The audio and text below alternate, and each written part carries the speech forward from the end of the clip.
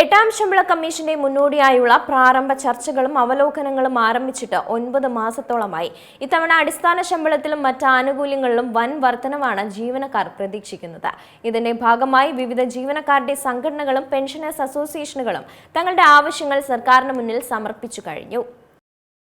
രാജ്യത്തെ ദശലക്ഷക്കണക്കിന് വരുന്ന കേന്ദ്ര സർക്കാർ ജീവനക്കാർ വളരെ ആകാംക്ഷയോടെയാണ് എട്ടാം ശമ്പള പരിഷ്കരണത്തിനായി കാത്തിരിക്കുന്നത്.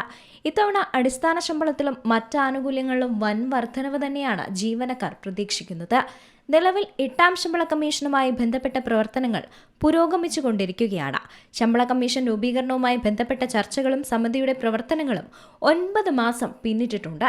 ജീവനക്കാരുടെ ശമ്പള വർധനവിലും ഫിറ്റ്മെന്റ് ഫാക്ടറിലുമൊക്കെ നിർണായക മാറ്റങ്ങൾ ഉണ്ടാകുമെന്ന റിപ്പോർട്ടുകളാണ് ഈ 9 മാസത്തിനിടയിലും പുറത്തുവരുന്നത്. എട്ടാം ശമ്പള കമ്മീഷന്റെ മുന്നോടിയായുള്ള പ്രാരംഭ അവലോകനങ്ങളൊക്കെ ആരംഭിച്ചിട്ട് 9 മാസത്തോളമായി. ഇതിന്റെ ഭാഗമായി വിവിധ ജീവനക്കാരുടെ സംഘടനകളും പെൻഷനേഴ്സ് അസോസിയേഷനുകളും തങ്ങളുടെ ആവശ്യങ്ങൾ സർക്കാരിന് മുന്നിൽ സമർപ്പിച്ചു കഴിഞ്ഞു.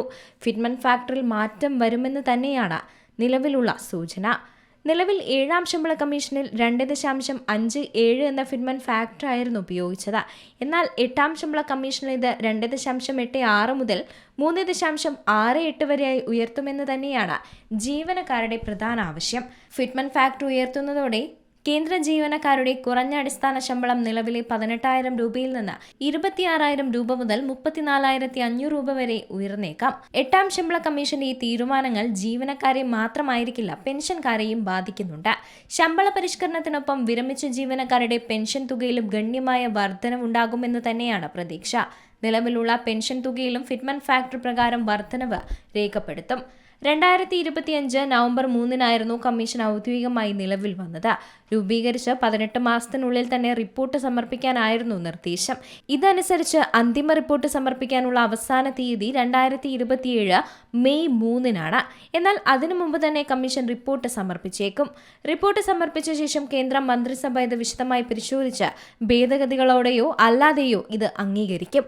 2027 മെയ് മാസത്തിൽ റിപ്പോർട്ട് സമർപ്പിച്ചാൽ സർക്കാരിന്റെ അംഗീകാരം ലഭിച്ച ഉത്തരവിറങ്ങിയാൽ 2027 അവസാനത്തോടെ തന്നെ സമയമെടുത്തേക്കും. News desk Zee Malayalam news. ഏറ്റവും പുതിയ വാർത്തകളും വിശേഷങ്ങളും വിരൽത്തുമ്പിലറിയാൻ സി മലയാളം ന്യൂസ് എല്ലാ ഡിജിറ്റൽ പ്ലാറ്റ്ഫോമുകളിലും ലഭ്യം.